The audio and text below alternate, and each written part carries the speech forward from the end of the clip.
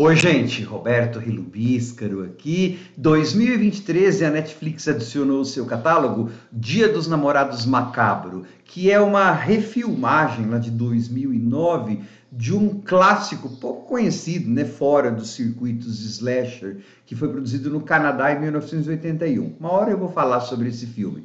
Na segunda metade dos anos 2000, houve assim uma profusão de refilmagens, né, especialmente de slashers, e também houve uma mini moda de fazer filme em 3D. Então esse aí é um desses exemplos nos dois quesitos, tá? Por isso que se você assistir, você vai ver que tem assim olho pulando, várias bala, né, de revólver indo em direção ao público, porque existe uma versão em 3D. O cara que escreveu este filme, essa refilmagem, que é mais ou menos igual ao de 1981, né?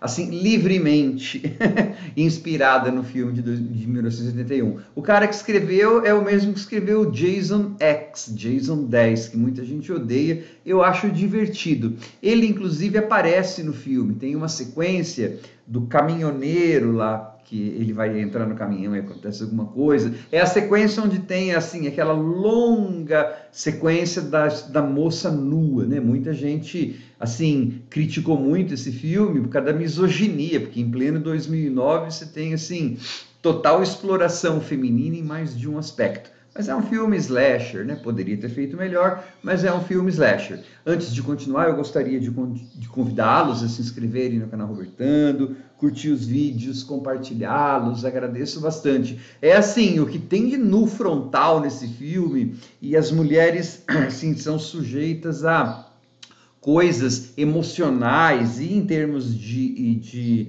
sei lá, não só de violência, né? Porque tem vários homens que morrem também, mas em termos de representação, parece que o filme é mais antiquado do que se tivesse sido feito em 2009.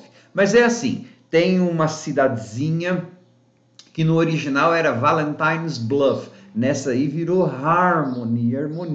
Essa cidade tinha sido assim assombrada por uma série de desastres, um desastre numa mina, né, uma comunidade mineira, e aí depois, em virtude desse desastre na mina, um cara surtou, que é o Henry Warden, que é o original lá de 1981, ele surtou e matou 20 pessoas, e aí, depois de um tempo, você tem o moço que ocasionou a primeira tragédia na mina, ele volta para a cidade, né? Inclusive ele vai depois a uma festa na própria mina, super apropriado o que ele faz. Decisões assim estúpidas, o filme tá repleto.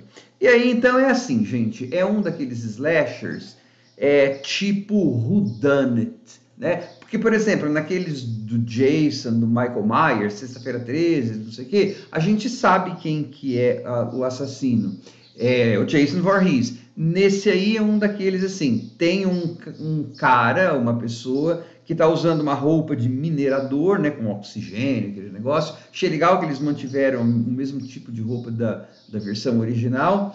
E aí a gente não sabe quem que é. O filme vai trabalhar assim, você vai ter dois grandes suspeitos. Esse cara que volta para a cidade, depois de ter cometido o erro lá e ficar em coma e não sei o quê, e o xerife lá, né? Inclusive os nomes são iguais aos do original, tem alguns nomes que são iguais. Essa parte assim de entender o contexto é dado através de uma sequência inicial que você vai ver recortes de jornal e você vai ter um narrador, né, como se fosse uma história oral da cidade, assim, falando os desastres e jogando as coisas no tempo. Primeiro aconteceu o negócio na explosão na mina, vai aparecer um pedaço, depois o massacre, e aí finalmente você vai chegar à contemporaneidade. Porque como esses desastres aconteceram no Dia dos Namorados, lá, né, no Valentine's Day, 14 de fevereiro, a cidade não fazia mais a festa. E aí, no presente da narrativa, quando esse Tom volta para a cidade, assassinatos começam a acontecer, e não é por acaso que vai ser no Dia dos Namorados. Uma coisa que tem esse filme é assim, a ambientação para ser caracterizado como Dia dos Namorados, é bem fraquinha. No primeiro, você tinha coração para tudo quanto é lado. Esse aí, o que você vai ter é o seguinte: eles mandam, o assassino manda uma caixinha que parece ser bombom, mas na verdade tem o coração da pessoa. Isso tinha no 1 também, tá? O que eu estou dizendo assim, em termos da ambientação, parece que a história poderia ter passado em qualquer época do ano, né?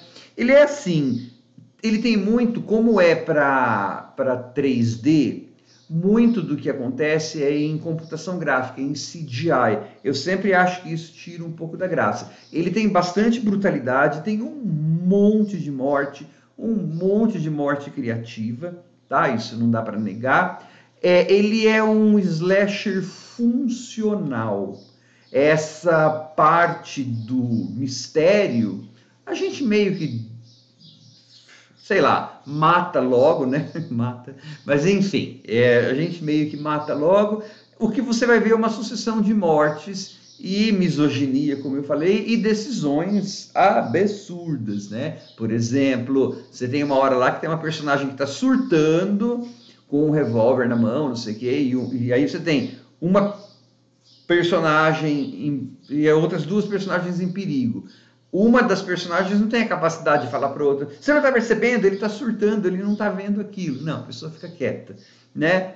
Pessoas que estão dentro de um lugar que a porta da rua está na cara, assim, para sair, elas vão se esconder num lugar onde não tem saída. Aquelas coisas de filme slasher, né? Se você aceita essas coisas em filme slasher, tá? Eu acho assim, ele é funcional porque para mim falta coração. Já que a gente está falando de um filme de Valentine's Day que eles enviam o coração, né? Eu acho que falta um pouco de coração nessas refilmagens, né? Mas aí também tem, porque eu conheço o original e eu sou de uma outra era. Então por isso que eu acabo achando mais funcional. Mas sim, para quem quer morte, eu tenho um monte, tá? Quem quer até um draminha de novelinha, soap opera, vai ter, né? Porque tem lá o Axel, que é o delegado, é o xerife, ele trai a esposa, e aí fica lá, será que é o Axel, será que é fulano? Se você prestar bem atenção, você descobre quem que é, não tem muito segredo, mas ok, né? O negócio desses filmes é ficar vendo as mortes. Tem bastante e são bem melequentas. Ele cumpre a função dele, tá? Qualquer dia eu falo do original, que é mais charmoso.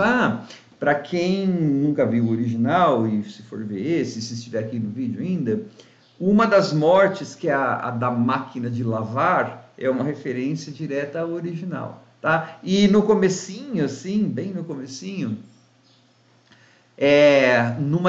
eu achei quando tem o desastre na mina, bem no começo mesmo.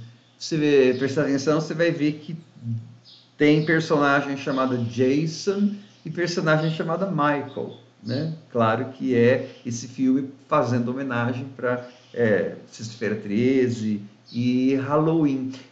Saiu em 2009, né? Um mês antes da Sexta-feira 13, da refilmagem lá de Sexta-feira 13, da releitura de Sexta-feira 13. Tanto este filme quanto o de Sexta-feira 13 fizeram um certo sucesso de bilheteria, né? Não foram massacrados pela crítica, mas não geraram continuação, né? Esse Dia dos Namorados Macabro, como eu falei, funcional, ele poderia ter gerado uma segunda franquia, né? Mas não gerou. Enfim, mas dá para passar o tempo. Tchau.